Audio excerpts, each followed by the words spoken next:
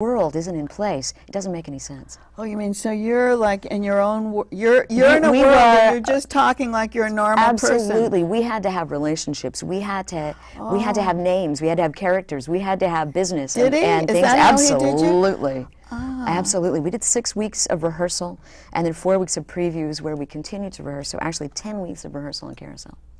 And what did you do in Carousel? Who'd you play? I played Hannah Bentley and I covered Julie Jordan. Oh, you did? I did. And then when you went on the road, you played Julie. Did you I play covered Julie? her and I was on for Julie, yep.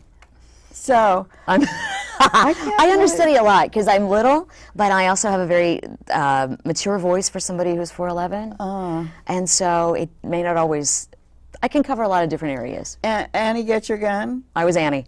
You were Annie. I was That's Annie. pretty tough, right? In Fort Worth, Texas, ma'am. Is that where you were? Yes. You had to convince them. Did you convince them? I did. Did they love it? I had a great time with that show. I loved that show. Well, we have choreography added to your list of things besides performer, singer, actress. And how did you become a choreographer? Dance was my first love. And I mean, I can remember being 10 years old and people telling me, you are too short and too fat to be a ballet dancer. It ain't going to happen. Figure it out. Ballet, yes, right? because I just love ballet. But you were on the stage. All those parts take dancing, take movement, don't they? They do, and that's why like Gwen Verdon is a huge idol of mine, and because she could do it all. And Cheetah Rivera, she can do it all. I have a picture of me when I did Redhead at Goodspeed, and Gwen came to see the show.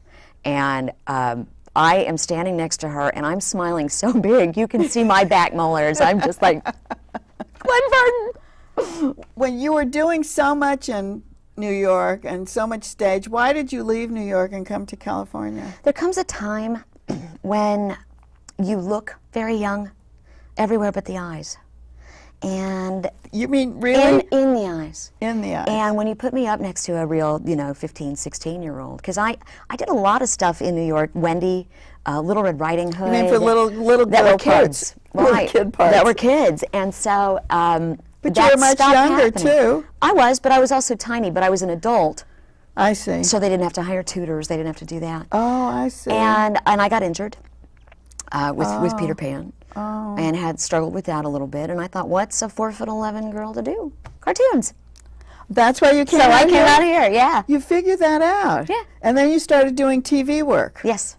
And what were they? Because you've done like voiceovers, or you don't actually, you create a voice. I do. I'm a voice actor. There's a difference in voiceover and voice actors. Yeah, tell us what that is. I never knew about that. Voiceover does a lot of the stuff that you hear on TV with the product placement and the commercials. That's considered a voiceover when you don't see it.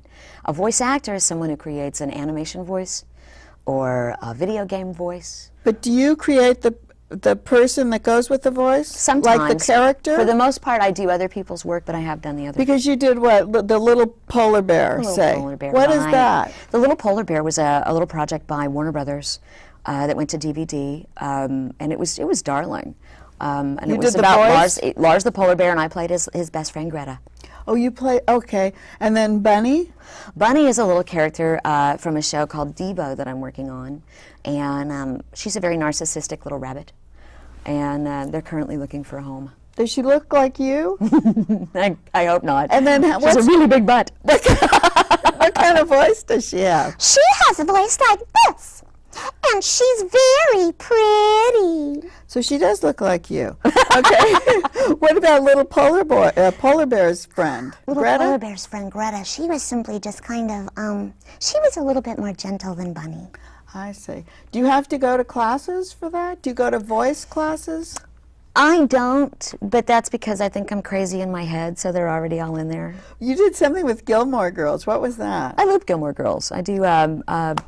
You still do it? Yeah. And what does that mean? You loop it. We're the pretty voices for the pretty people in the background. And what They bring in a group to set the atmosphere and the tone of the way the actors talk that set up the outdoor scenes and things like that. So anytime that you see someone in the background behind the principal actors and you can hear them speaking, it's normally one of us. Is that right? Mm-hmm. But you don't hear them really, do you? You shouldn't. But you have such a big voice. Can you do that? Yeah, and it's not my favorite thing to do, but no. And what about House of Flying Daggers? I dubbed that. And I dubbed the lead voice on that for the American version. Is that right? So who, that would be, was all in Japanese or Chinese? Chinese. Zhang Ziyi. And you did her voice? I did her voice for the dubbed version.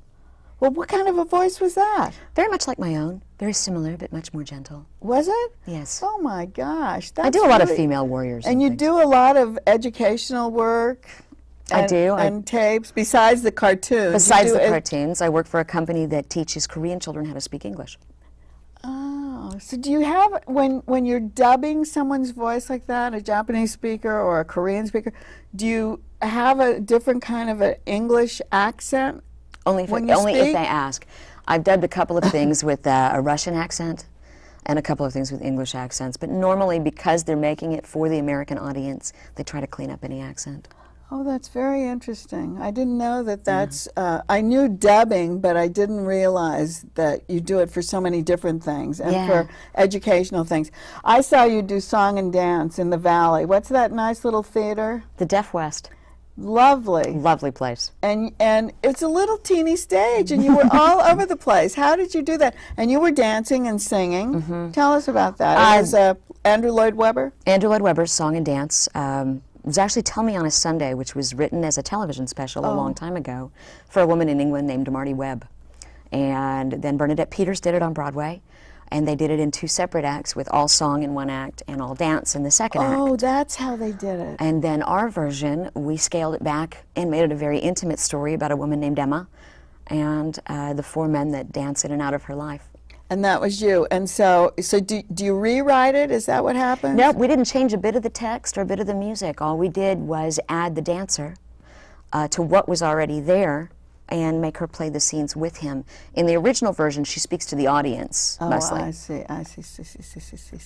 Okay, before we leave, you created another character called Leapfrog. I work on Leapfrog, yes. Tell me what that is. Leapfrog is a children's product, educational product that comes out of San Francisco, and I am the Leap for their DVD series. You're the Leap? I'm Leapfrog. And so you don't have a voice for that? Oh yeah, I do. Okie dokie, artichokey. Well, little brother, what is it you want to do?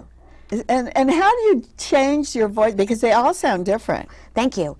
That's my job, to make it sound different. That's your job? That's my job. Okay.